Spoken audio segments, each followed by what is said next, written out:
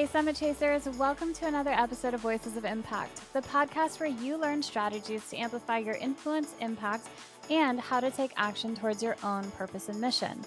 Today, I have the pleasure of speaking with the co-founders of the Second Story Project, Ernest Patterson and Chad Kalland. Two incredible individuals who understand that everyone has the ability to create a second story for themselves. Together, Ernest and Chad share their insights on creating a culture of care, the power of vulnerability, and the importance of effective communication through sharing and learning from the stories of others. Join us as these founders unfold their mission to open doors and elevate ceilings for others, sharing their strategies for building trust, breaking down barriers, and fostering a world where everyone has the opportunity to create their second story. Get ready to be inspired because it starts right now. Hello, everybody. I am with Ernest and Chad today from the Second Story Project, and I'm so excited to dive into what it is that they are working on.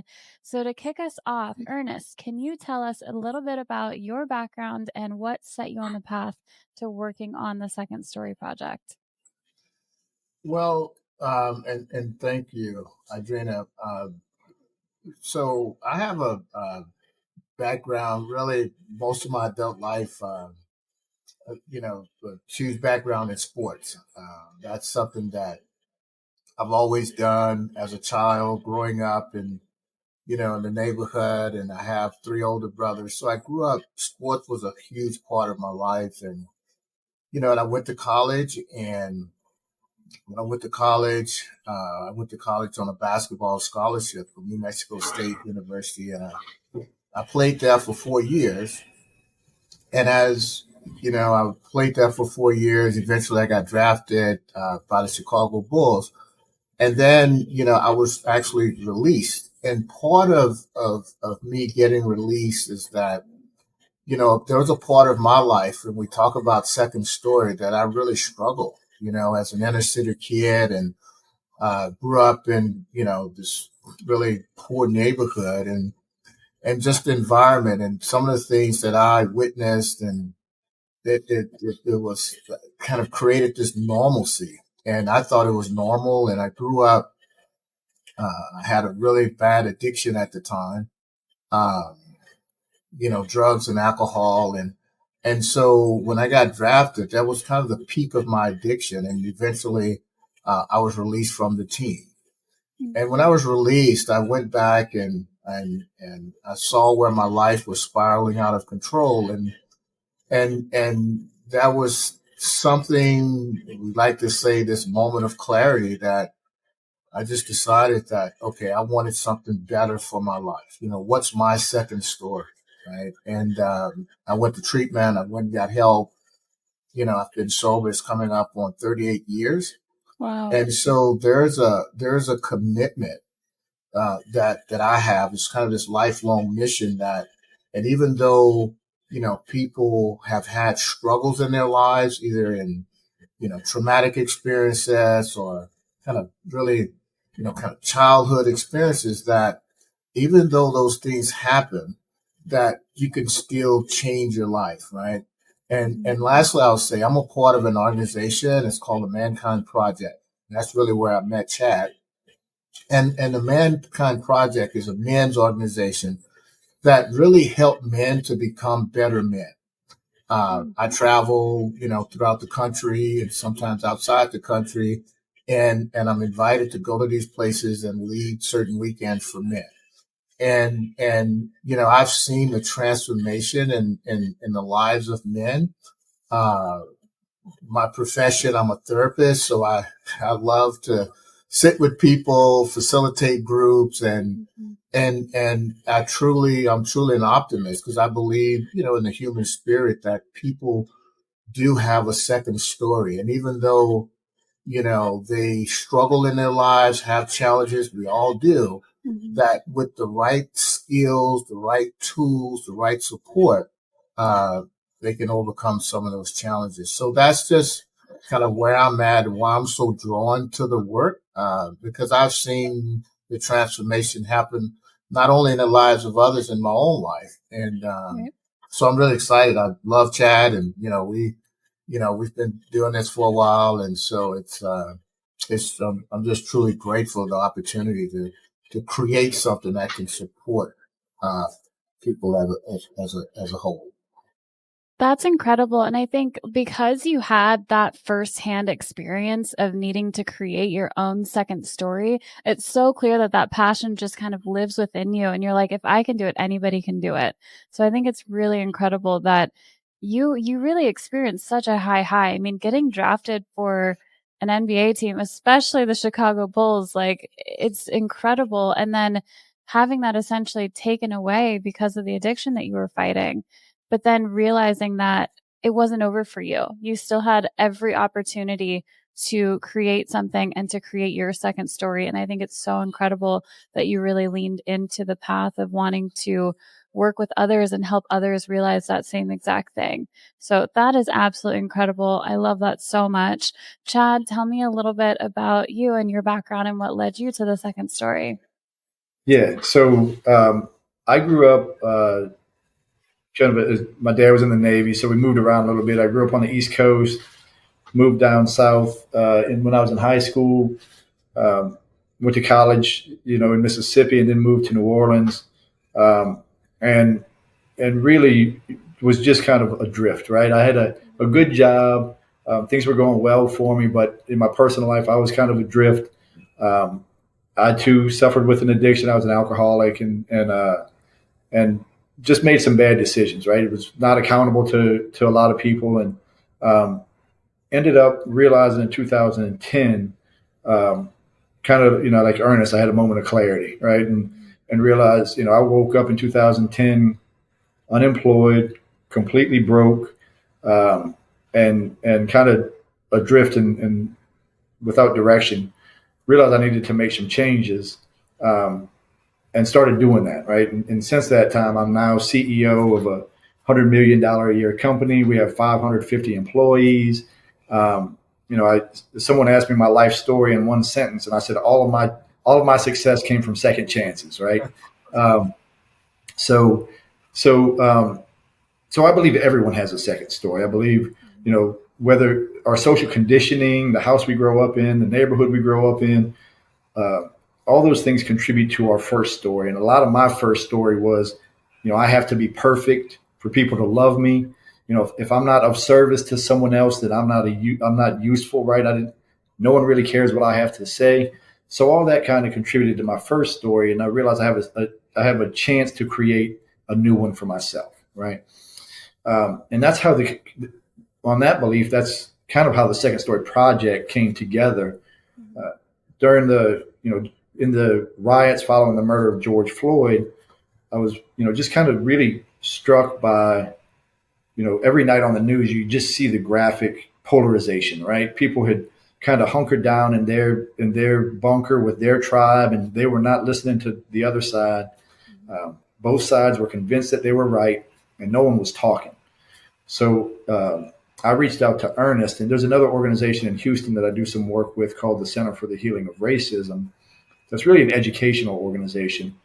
And I reached out to Ernest and I said, Ernest, I'd love it if we could get together, create a workshop that we can take to the center and move people to action. Let's get beyond the education into action.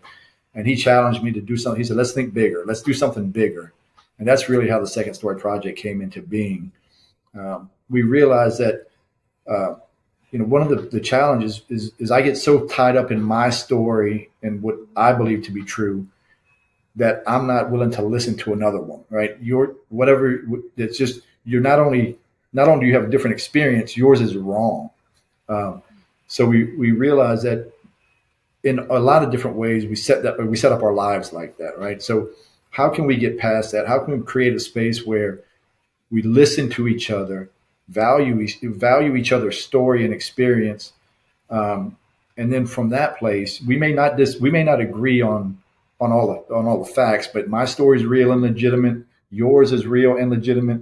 From that place, how can we come together to co-create a second story that includes both of us? So the mission of it is really twofold. It's having everyone understanding that there is a chance for you to create your own second story, but then the other side of it of let's learn each other's stories and let's accept each other for who we are, how we show up, and realize that it's more than just my side or your side. And let's find that place where we come together and Absolutely. understand both sides. That is absolutely incredible. Before we dive into more of the second story, something that I think would be really helpful to speak about would be you guys both going through that addiction aspect, but then also hitting like a low within your life. So what was it for each of you? And we can start with Chad on this one. What was it that you put into action to be able to turn things around? What are some actionable things that you could maybe share? So Yeah. if anybody listening is going through something similar, they're like, okay, first of all, there's hope because we can all create a second story. And second of all, these are some things that we can do.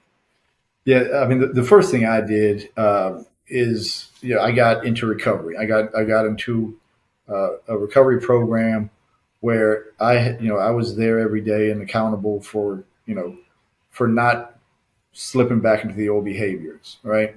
Um, I was fortunate. My wife now was my girlfriend at the time, and I have a partner who supported me. Right, and she when I didn't feel like I could stand on my own, she was there to support me. So I was very fortunate. Um, and then I just started making the next right decision. When a door opened for me, what used to be fear of taking a chance and betting on myself, I took that chance. So I ended up as a consultant on the BP spill that happened in the Gulf, and from there I was able to make some connections that I made a life change and moved from New Orleans to Houston. Um, and when I got to Houston, I knew immediately that I wanted to continue the path I was on. So I made connections with people who could support me in Houston. And one of those decisions was to attend the Mankind Project that Ernest talked about. And I did that in 2010 as the first time I met Ernest. So that's kind of how I did it. It really was, and I believe it still is, just kind of one foot in front of the other, one solid decision after the other. And I just had a conversation with someone in my business, and we were talking about, how do you create a reputation? And I think it's the same way. It's a repeated pattern of consistent behavior, Yeah. and I think that's how you do it. I like that a lot. So the two things that stood out to me there is, like you just said, one step at a time. I think sometimes we overcomplicate it. It's so easy when you're in that low spot to look and be like, there's so much out there that I just feel like is unattainable, or it feels like it's out of my grasp. And I think, like you said, if we take it one step at a time, what's the next best decision that I can make to help me get a little bit closer? If we look at these big, huge goals, they're always going to feel like it's so far out of reach, but you break it down. What's the next best thing I can do right this minute to help me? And then the other thing that you said was that you really made an effort to connect with people that could support you and uplift you. So I actually just put out an episode this last week about surrounding yourself with the right people. It's so important to find those people that are on a similar path that can support you, especially I think if you're dealing with addiction, you want to make sure that you're around people who understand that and will support you and not bring you back into old habits. So I think that that's huge. But then also building your network as far as connections within whatever line of business that you want to get into is also key. Ernest, over to you. I think for me, I mean, I could really echo just a lot of the things that Chad has shared, and I think that for me, it was a place in my life that I knew that I was kind of a better person than the life that I was living. Right, that if I made some changes, that things could possibly be different in my life, and so from that place, I just made a conscious decision that I'm willing to do whatever it takes to change my life. Right, that uh, because I didn't want to live the way I'd been living, and so I did. I went to treatment, and when I approached treatment, I had this beginner's mind, right? That this level of humility, and for me, this humility is really, I know that I don't know, right? That Yeah. I didn't want to approach that situation like saying that I knew everything, and I knew I didn't, right? So I wanted to be open to a new way of being and some suggestions, and willing to follow. And that's what I did. It's that, people, I was able to see how other people had some challenging times in their life, and they had seemed to, be living a totally different life. And even though maybe I didn't have a lot of hope at the time, but I saw others, and they gave me hope, and I held on to this, uh, because I said if they can do it, I can do it too. Yeah. And one of the things that we even teach, just in my profession, is that the opposite of addiction is connection.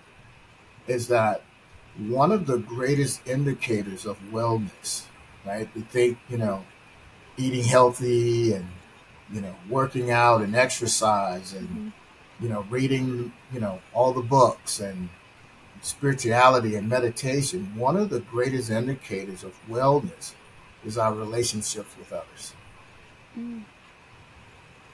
And when I'm connected to other people and I have these meaningful relationships with other people, that's a strong indicator of wellness and my well-being. And so that's what I did. I connected with other people, and they mentored me and they shared things with me, and we went fishing and went to ball games together. I mean, there was just this connection, and Chad talked about Mankind Project. That was a connection there that men challenged me, to be the best that I could be. And so to this day, I have some really meaningful relationships. And yes, I do the, meditation and get on the treadmill. I do all of that.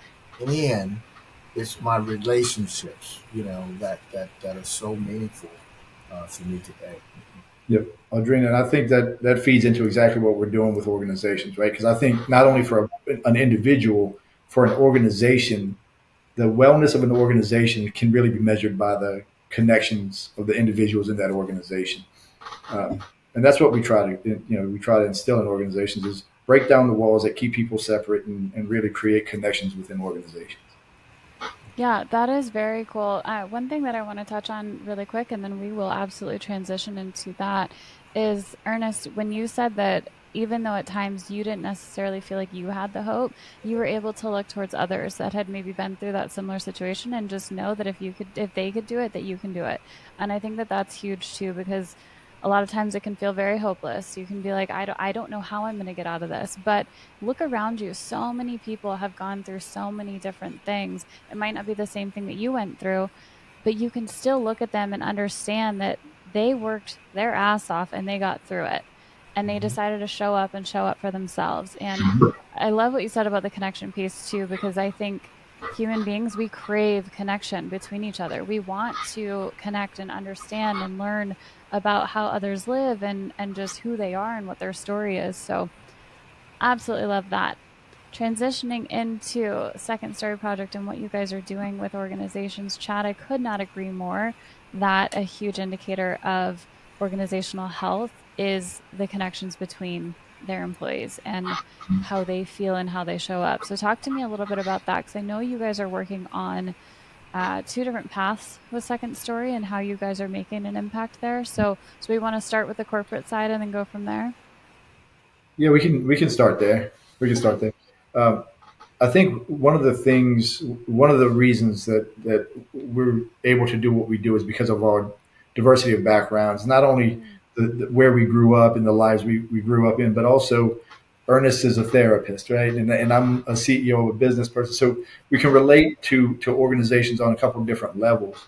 But at the core, what we really are is, we're a culture builder for organizations, right? At our core, we're not a DEI workshop. We're not, we believe in the values of diversity, equity, and inclusion and belonging. That we want to work with organizations who are committed to those concepts. But we are certainly not an off the shelf DEI HR program, right? What we are is we work with organizations to really foster areas where people can connect on a personal level, where, like I said, I can hear your story and understand better why you think how you think, right? What drives you, right? What is your real story? And if we get to a point where we can do that, right, where we value and honor each other as people, beyond coworkers and what we can contribute to the organization, but if we can get to the point where we value and honor each other as individual and just on an individual personal level, the organization just becomes so much stronger and so much more cohesive. It's easier to align an organization under a common cause. And that's at our core what we do. We do that by storytelling, and we make space for creating an environment where I want to hear your truth. And I'm going to share mine with you, and we're not going to judge each other. And it's not a right or wrong. It's a both and. We are both. This is my experience and it's valid, like I said earlier, and this is yours. And from that place, how can we go forward together? What have you guys seen as some of the changes that you guys have seen when you've gone in and worked with these companies? What has that looked like? And are you working specifically with the leadership teams, or are you working at all levels of the org? So we've worked with all levels of the organization, and we've worked with, one workshop we did. Through the course of the workshop, the CEO, we realized the CEO really needed some one-on-one attention, right? He was committed to the concepts that we were talking about,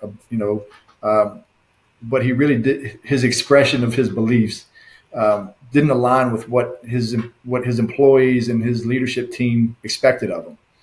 So we worked with him one-on-one to really, to talk him through the issues, through a lot of his social conditioning, right? And kind of unwinding the stories he told, what was underneath those stories, right? Really getting to understand the story beneath the story, right?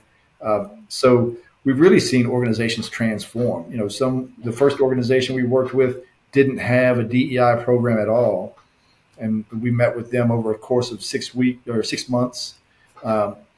And they took it on, and it took on a life of their own. And now they have a whole culture around belonging and storytelling and inclusion. So we've worked with mature organizations. We've worked with some that are just starting their programs out and don't know where to go. But what we have seen is the relationships inside the organizations transform. Yeah. That's huge. I could not agree more with that. One of the things that we also focus on within Summit Chasers is helping companies to create that culture that you're speaking of. Mm-hmm. And I think where a lot of companies go wrong is they look at their people as if they're just a resource. They're just a number in this cog, in this machine that helps to crank things out. No, we are all human beings. We all have things that we're dealing with outside of showing up to work that have a huge impact on how we show up to work. Absolutely. So it's so important for leadership teams, for CEOs, whatever it might be, to recognize that the people on your team are that. They are individuals with a story and things going on outside of when they show up to your org. And I think being able to recognize them as such and is if you can allow them to feel that you truly care about them as a person and as an individual, my God, they will show up for you. Absolutely. And they will put everything into their job because they know that they are understood and appreciated and valued. Ernest, I have a question for you. Because therapy is completely different to the corporate world. When you are in your world and having people come in, patients come in and speak to you, they are ready to speak. They are ready to be vulnerable a lot of the times. I know that it can take some time in therapy to break down those walls and get people to open up, but what have you seen has been the biggest difference between going into a corporate space where a lot of times people are a little bit more reserved and not ready to open up or break down those walls and get vulnerable with their teammates? Yeah, that's a great question. I think Don't go anywhere. This is just a quick word for our amazing sponsors at Koios. In a world craving customized solutions, Koios stands out by offering tailored leadership solutions. Their cutting-edge AI delves deep into personality insights that empowers leaders and business owners to adapt their approach to each team member's unique psychological profile. The result? A surge in motivation and productivity that traditional one-size-fits-all methods cannot match. But they don't stop there. Koios crafts synergistic teams by bringing together diverse personalities, creating an environment where innovation isn't just encouraged, it's actually inevitable. Imagine being able to pinpoint exactly what your team is missing to perform at their best, or have a clear understanding of a new hire's fit, how to lead, and get the best out of them. Hoyos is helping us redefine leadership and unleashing our clients and your team's potential. Start your journey today and lead with confidence tomorrow. Hit the link below and use code SUMMIT10 at checkout to receive 10% off for the first 3 months. Now, back to the episode. There's some similarities because there's some people who have never been exposed to therapy, right? They just know that they're hurting and they've arrived at a point of their life that they don't know what to do or how to do it. And so they just kind of show up, and what they understand is that what they've been doing have not been working. And so, we culturally, and we grow up in environments that we create these patterns in our lives. Right? Most of the things that we do is habitual. I mean, 85% of things we do on a conscious level that, we just act from that place because that's what we've always done. And that's what I've always done over the years. And so, people will kind of get into these maladaptive patterns in their life. And as a result, it's difficult to change them because you're talking about decades, right? Not just days or months. You're talking about decades of unhealthy habits and maladaptive patterns in their life that now someone's saying, you want to take a look at that? And how does that impact your life moving forward? Or what gets in the way of you being the best version of yourself? And those are foreign concepts. Yeah. You start talking about feeling. What are you feeling? Well, I don't know. I mean, they don't, in families, they don't have those type of conversations and, about, being able to identify, what's going on inside of their inner world.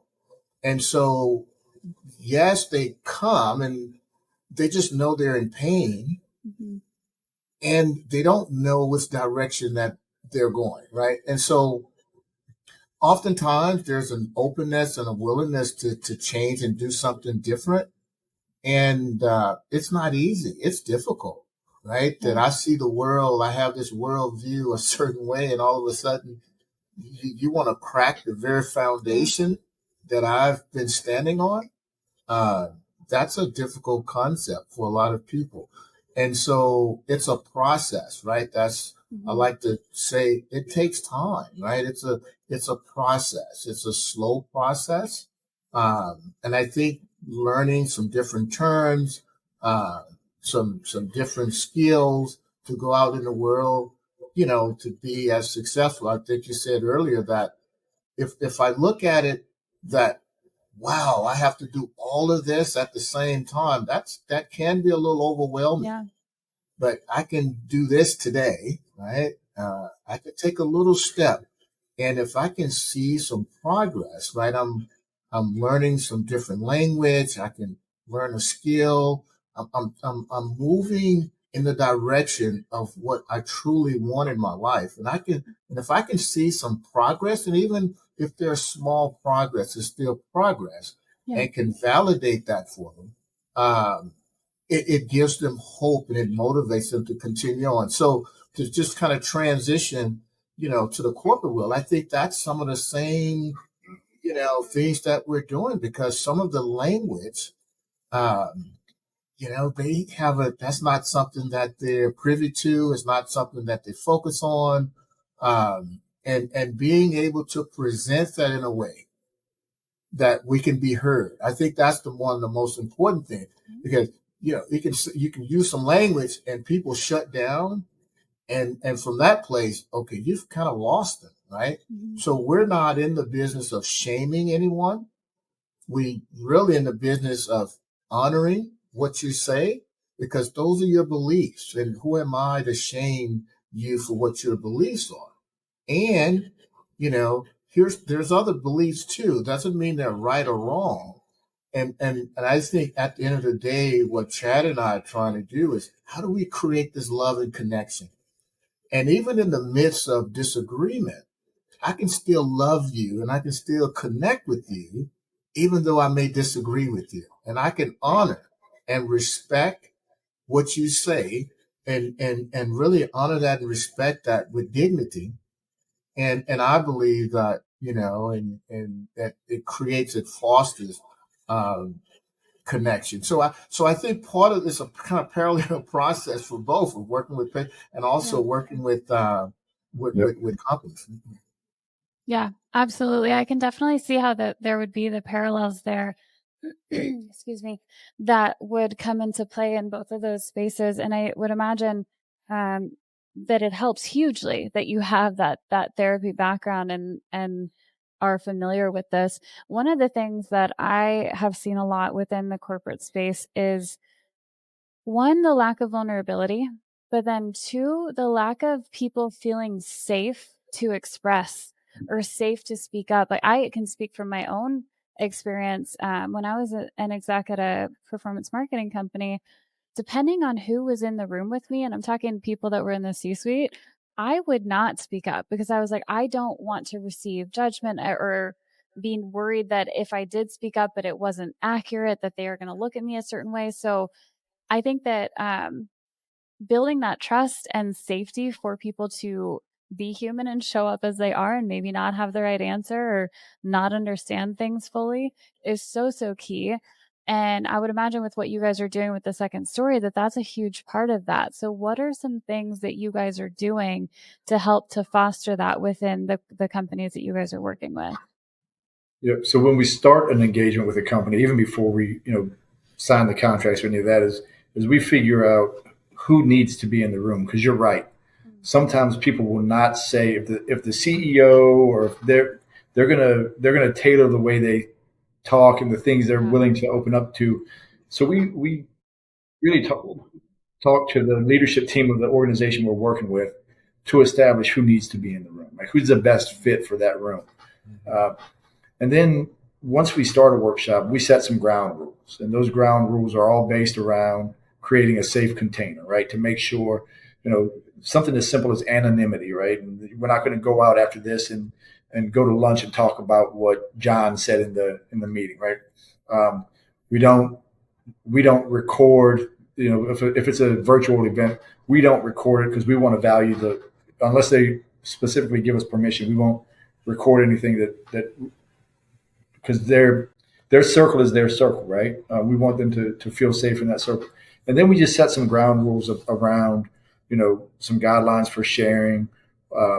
We will honor and value everyone's opinion, but we will not honor or value personal attacks. We will not honor and value slanderous terms or racist terms or derogatory terms in any way. We're going to be respectful to each other.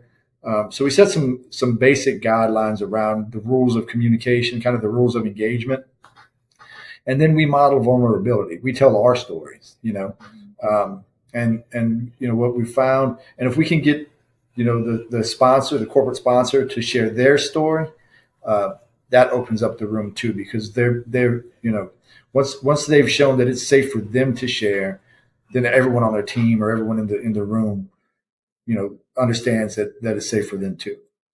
Yeah. Yeah, that is absolutely key. Sorry, go ahead, Ernest.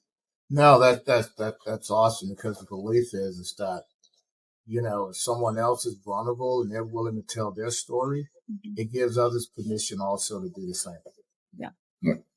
Especially when it comes from the leader.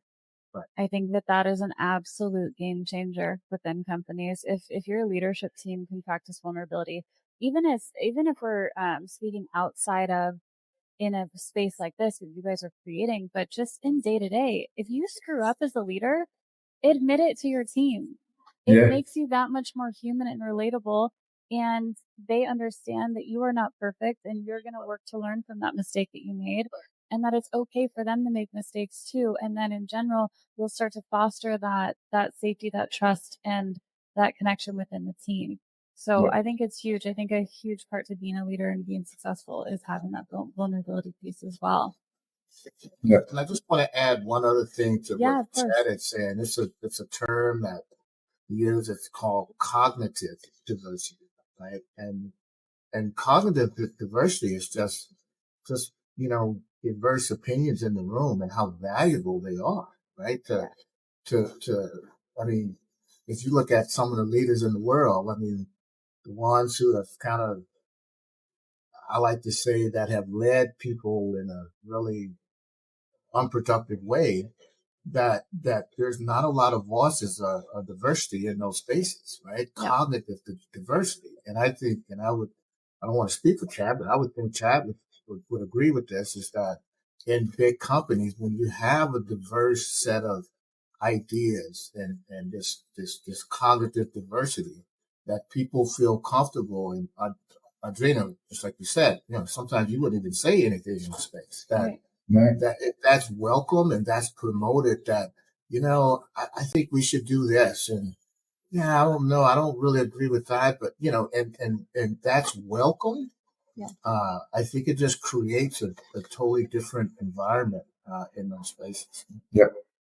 Absolutely. And I think I just put a piece out about, I had called it thought diversity, but I think they're one and the same. Thing, yeah. Where I think that when we speak about diversity and hiring within companies, it's often like we're looking at races and we need to get a certain amount of people in.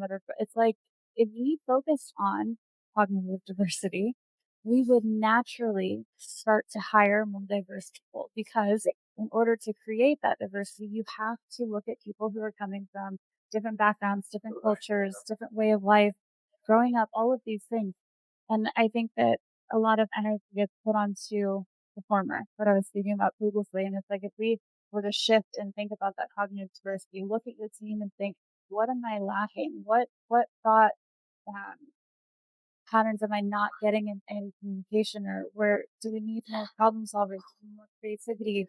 Who can I speak to that could bring this to a team? I think we would naturally start to build incredibly diverse teams. So I love that point so much.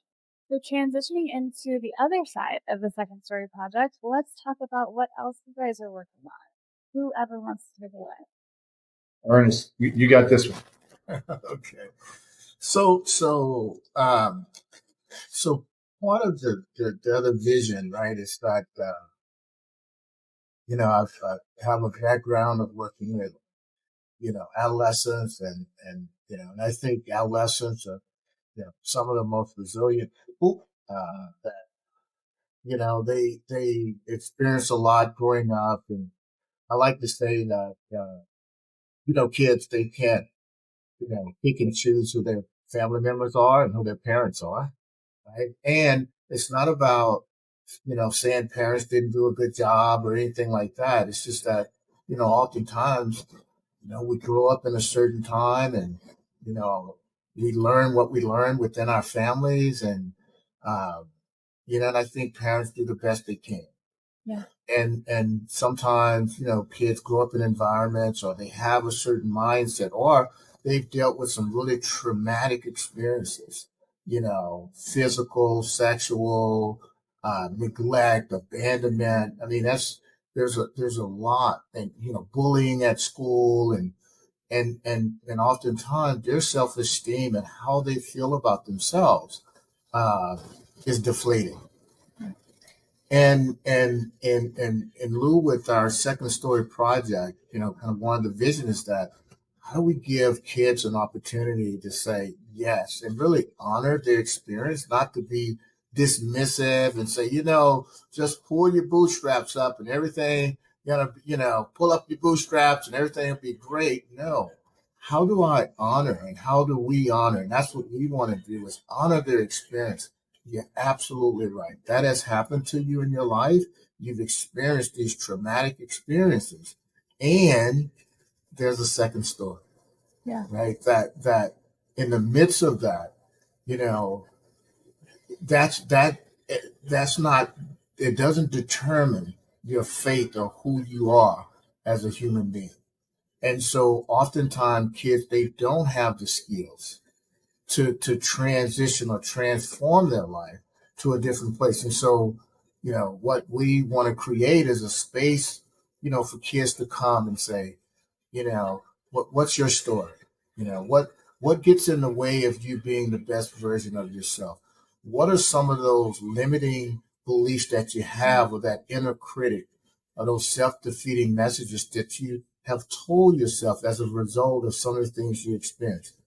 And how do we change that? And so we want to take them through a weekend experience, and we have these kind of experiential processes that can give them a different way of looking at life. That, that's the saying that, Jack Canfield says, he's written a lot of these, books, Chicken Soup of the Soul. And one of the things, he said is he has this formula, right? It's like event plus response equal to outcome. And it is not so much about the event that took place. It's my response to it that's going to dictate the outcome. So if I want a different outcome in my life, I need to change my response. Yeah. And one of the things you want to do is just kind of teach, how do you do that? How do you have a different perception of some of the things that happen in your life, and really foster hope? And I'll say this, and give Chad an opportunity too, is that, and want parents to kind of go through that experience with them. And they would be in a separate space, really skilled facilitators, and give parents an opportunity to talk about, what gets in the way of them being the best that they can be. And they can take a deeper look at themselves, and there's some experiential process even for the parents. And so both of them are going through an experiential weekend together. And I think that, having a kid go through experience and they return back into that environment and nothing really changes in the environment is not very productive. I think that's a big, big key to what you guys are doing, is involving the parents in it. Because you're right. If you just take the child and you work with them and they have this transformative weekend, and then they go home and their parent has no idea what they just worked on and what they're wanting to achieve and what the goals that they have that they're going to start actively working on, it would be so easy for the child to just slip back into the habits that they already had. So I think bringing the parent in on it and understanding their story too. What's their experience right now with helping to navigate through raising their child, whatever situation that they've gone through. So I think that that is absolutely credible, and going to be so impactful for a lot of children. And you're right, adolescents are incredibly resilient, but it's also the time that they need the most support, because they're about to come into adulthood and take on the world. And if they're not set up to do so, then we will run into more and more issues of kids just kind of falling behind, or failing, or falling into different addictions or trouble. So I absolutely love the work that you guys are doing. Chad, did you want to add to that? No, no. I mean, I think you nailed it, Adrena. I think we've all gone to workshops, and then it lasts for a couple of days, and you feel real good about what's going on, and then you kind of get back into your own patterns of behavior. If same reason we include leadership in the organizations is the same reason we include parents, is because the behavior needs to stick. And Ernest and I both talked about the support we had as we were co-creating our personal second stories in life. It's the same concept. Right, it's creating systems of support, whether it's parental support or organizational support, to really make sure that the second story continues to be told. Yeah, I love that. All right, I have final couple questions for you both. So, kicking it off with Ernest, when you're gone, what impact do you want to have made? Yeah, thank you, Adriana. That's a great question. And I want to say this, that my mom is ill right now. And when I look into her face, she's on the verge of transition. She's 93. And when I look into her face and I say, she's really spiritual, and I said, she's done an incredible job. I love my mom. And And I know that day is going to come. I like to say I'm in the fourth quarter of life, and I'm trying to get a little overtime. Yeah. And I just want to be remembered for someone that loves deeply and believes in the human spirit and really has tried to bring people together and bring people together and have the difficult conversations with each other, Mhm. to learn from each other. And at the end of the day, that we can walk away and still be in relationship. And so that's one aspect of it. And the other aspect is that I really want to empower people to know that there's a gift inside of them, that there's something I like to call their brilliance or their greatness or their genius, that there's something inside of them that's absolutely incredible. And how do you tap into that part of yourself and go out in the world and do some incredible things? So that's kind of my mission. Uh, uh, and that's what I want to be, remembered for on my way crossing over to the other side. So. Yeah, that is absolutely beautiful. And I think that you're well on your way to doing that with everything that you guys have going on. So absolutely amazing. Chad, how about you? Yeah. So on my LinkedIn profile, I have kind of as one of my descriptors is that I'm a opener of doors and a raiser of ceilings. So I hope that's the impact I make. I hope I help. Um, I, I hope that when I'm gone, people think of me and say he tried to help me be the best version of myself, right? Because that's all I'm trying to be is the best version of myself. And if I can help someone along help them along their journey to do the same, I hope that's the impact I have. That is amazing. I love that. All right. Final question for you guys, and it is to do with the Second Story Project. So what summit are you currently chasing? Ernest, you want to take that? Or you want me to take it? Why don't you take it, Sam? All right. Yeah. So we're chasing a lot of summits, I guess, and I think when we get to the top of one, we'll look for another. The workshop that Ernest talked about, the weekend workshop, we're working with some organizations now to put that together. We're looking to perform to do the first workshop of that organization because it's something that we're branching off into. So our next summit will be the family unit workshop where we help youths and their parents co-create their second story. Amazing. Where can our listeners find you guys if they're interested in learning more, either about the organizational help or the family experience? Yes. The easiest way is to reach out to info@secondstoryproject.com. And that'll come both to me and Ernest. We monitor the email. That's the easiest way to find us. We have a website. The website is in transition because we need to update it to include the new service lines, the new services we're offering. So the easiest way is either to reach us both on LinkedIn. Ernest and I are both on our individual LinkedIn pages. And also, reach out at info@secondstoryproject.com, and we will get back to you, very quickly. Perfect. Thank you guys so much, Ernest and Chad. It was an absolute pleasure getting to know you guys and learning about what it is that you're wanting to achieve with Second Story Project.